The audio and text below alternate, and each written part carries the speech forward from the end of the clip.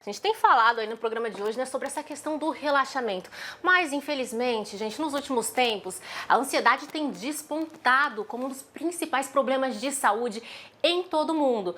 Um dos vilões, inclusive, é o uso excessivo do celular. Acompanhe. Oi, Roberto, e oi para você também que acompanha o RF com você. Que a ansiedade é o mal do século, muita gente já deve ter ouvido falar. Mas como a ansiedade impacta jovens e adolescentes? Será que o uso excessivo do celular também pode prejudicar e acabar aumentando a ansiedade? A Organização Mundial da Saúde, inclusive, diz que mais de 300 milhões de pessoas no mundo inteiro são afetadas com ansiedade. E alguns especialistas dizem até que a ansiedade ela é uma epidemia. Eu tô aqui para tirar todas essas dúvidas com a pediatra e também ebiatra Maíra Pieri.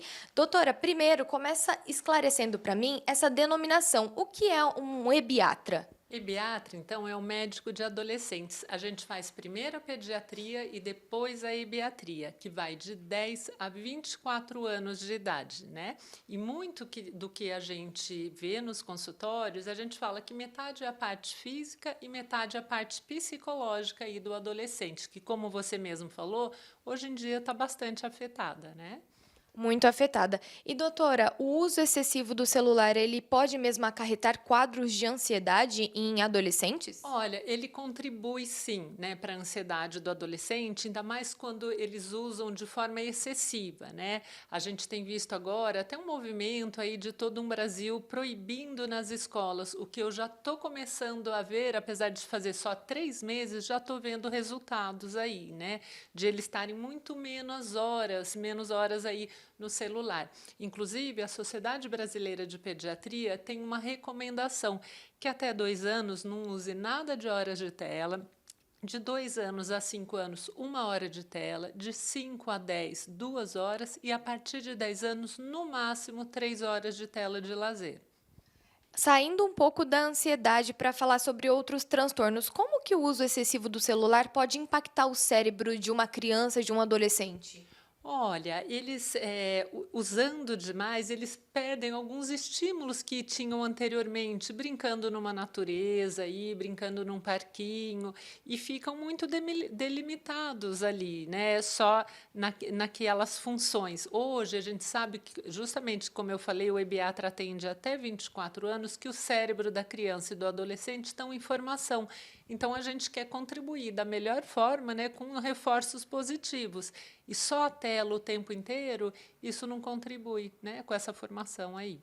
E doutora, quais são os sinais que os pais, educadores, eles podem perceber para entender que o uso de telas ele está excessivo ali e está prejudicando aquele jovem e adolescente?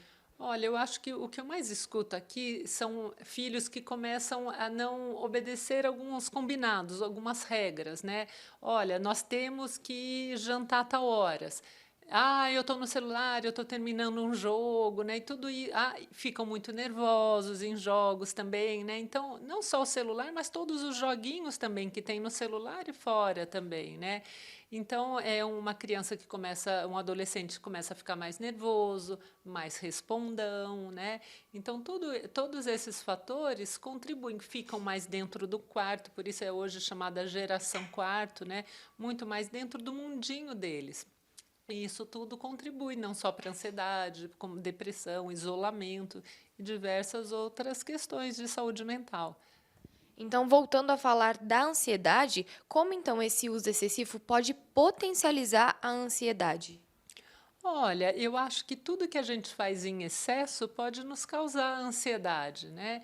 Então, uma pessoa que está lá, olha, conversando com os amigos, por mais que seja uma socialização, né? Hoje o que a gente mais vê são as redes sociais, né? Então, passam muito tempo no Instagram, no TikTok, no que seja, e isso dá uma ansiedade porque todas essas stories aí, eles são muito rápidos, né?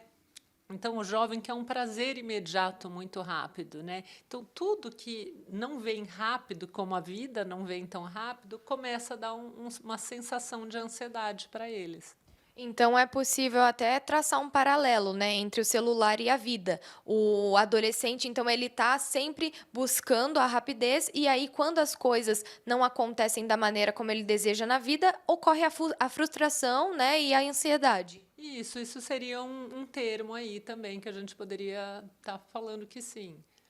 Em relação aos conteúdos também visualizados, isso pode gerar, né, algum quadro de ansiedade? Olha, hoje a gente tem que ter muito cuidado com o conteúdo, né? A gente vê desde pedofilia aí, ou então encontros e pornografia, né? Existe até um estudo americano que pegaram adolescentes de 18, 19 anos que tiveram acesso à pornografia muito cedo. Hoje, se uma criança de 5 anos escrever pornografia ou sexo, ele tem acesso a tudo que ele quiser na internet, né? Então fizeram estudos como que seria a vida desses adolescentes lá na frente. Eles eram jovens muito mais promíscuos, que se envolviam romanticamente muito menos do que os outros adolescentes, né, e usavam muito menos preservativos até, né? Então a gente vê o quanto que uma questão que está na mão da gente tão perto, né, acarreta lá na frente diversos comportamentos do adolescente, não só de ansiedade, como comportamento amoroso, sexual. Então, o quanto que a gente tem que ter cuidado e supervisionar aí, né, esse uso, as horas de tela serem limitadas, porque se a gente não limitar agora as horas de tela, como que a gente vai limitar lá na frente, né? Sexo, drogas, cigarro eletrônico, álcool, né? Então, eu acho que é algo que a gente tem que conversar em família, sim, sobre limites, sobre horas de tela também, e sobre o que está sendo visto ali. Doutora, essa dica eu acho que ela funciona bastante para os adolescentes que ainda têm, né, os pais ainda têm algum controle, algum poder sobre eles. Mas e os jovens, esse pessoal da faixa etária ali de 15 a 24 anos, que você também cuida? Como que a gente fala para eles que isso não é tão bom? Olha, realmente já fica uma fase aí mais difícil que o pai realmente não tem mais acesso, mas daí é com eles. A gente mostrar para eles a importância, né, de ele estar fazendo um esporte, de ele se relacionar, né, com pessoas ao vivo aí.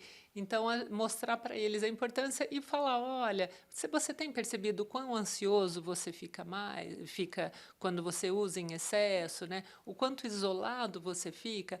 E hoje em dia tem uma percepção maior do que quando logo que o celular começou aí a ser vinculado nas escolas com as crianças, né? Eu acho que hoje estamos um pouquinho melhor. E qual que é realmente a importância, então, da proibição, né? Já que você falou de novo das escolas, de proibir o uso do celular em sala de aula. Olha, eu achei que foi muito louvável, importantíssima essa medida, né? A gente olhava no intervalo, eu já fui dar palestra em várias escolas, no intervalo eram bandos de crianças com o celular na mão. Até diz os relatos que eu tenho que no primeiro mês as crianças não sabiam nem o que fazer, né? Então deram jogos de tabuleiro, deram mais bolas, né? Então como que estava prejudicado mesmo, né? Essa vivência infantil e adolescente. Então, eu achei que foi muito louvável e importante essa medida, assim. Acho até que teve, assim, até os pais tiveram que se reeducar, porque muitos pais queriam acesso a toda hora aos filhos. Você está bem? Está tudo jóia? Você já está na portaria? Poxa vida, né? Então, os pais aqui me relatavam que eles também tiveram que ser retrabalhados. E isso foi importante, né? Para a vivência feliz, natural e saudável aí das crianças e adolescentes. E isso também muda a própria relação das crianças, adolescentes e jovens com os pais, né, com a família. Sem dúvida, eu achava que estava muito separado, cada um no seu mundo. E eu gosto até de uma charge que eu vi num jornal, uma mãe com celular e uma criança com celular do lado. Uma mãe lendo um livro e uma criança lendo um livro. E essa mãe perguntou, como é que você consegue aí que seu filho veja livro? Ela falou, eu leio também, né? Então, como os pais são exemplos, né? E é importante aí a gente estar atento a isso. Com certeza. E, doutora, essa questão da ansiedade, também do uso excessivo de telas, ela pode impactar em outras questões fisiológicas, como o sono, por exemplo? Com certeza, é uma coisa que a gente conversa muito com eles, impacta assim no sono e até os adolescentes tinham a mania de dormirem com o celular do lado, de pôr embaixo da perna, embaixo do travesseiro. E hoje eu oriento muito eles, olha, se for carregar o celular, coloca no banheiro, coloca fora do quarto, porque ele emite ondas, né? Se o celular acende uma luz, uma vibra, a gente tem o sono profundo e o sono não profundo. Quando ele vibra, movimento, a gente sai do sono profundo e a gente precisaria uns 3 sonos profundos ao longo da noite, né? Então, a gente tínhamos, né, se isso não estiver sendo feito, adolescentes mais nervosos, cheios de sono, que querem dormir na escola, que não têm um desempenho daí tão bom na escola também. Então, vai acarretar uma bola de neve que vai aumentando aí, né? Com certeza. E voltando agora para o assunto ansiedade, você considera que a ansiedade ela pode sim ser vista como uma epidemia? Acho que hoje nós temos um mundo muito mais rápido, né? Muito mais, como a gente estava falando, os stories, tudo acontece rápido, os jovens querem tudo rápido, um retorno muito rápido de tudo, isso causa ansiedade, né? Então eu acho que ele contribui fortemente, sim, o celular, e acho que estamos vivendo, sim, uma epidemia de ansiedade. Eu acho que o marco da epidemia do Covid, né? Todo mundo se isolou, teve uma piora muito grande da saúde mental, mas a gente teve um olhar maior para essas questões, né? E acho sim que temos uma epidemia, e que bom que com esses cortes de celular em escola e outras medidas que estão sendo tomadas, né? O Ebiatra sempre falando, que a gente consiga melhorar aí essa epidemia de ansiedade. E doutora, para a gente finalizar, quais estratégias ou hábitos saudáveis podem ajudar os jovens então a reduzir a dependência do celular sem gerar ainda mais ansiedade? Olha, eu acho que se a gente respeitasse as 3 horas diárias, seria muito legal. Os pais serem exemplos, né? Eu acho que o jantar é fundamental numa família, né? Que não tenha um jornal nacional ligado, que não tenha celular na mesa. É um momento de todos estarem conversando, até para você saber, né, o que está acontecendo aí na vida do seu jovem. A gente acabou de ver aí agora essa série que está famosa, Adolescência, e o quanto os pais não tinham noção, né, do que estava acontecendo na vida do filho.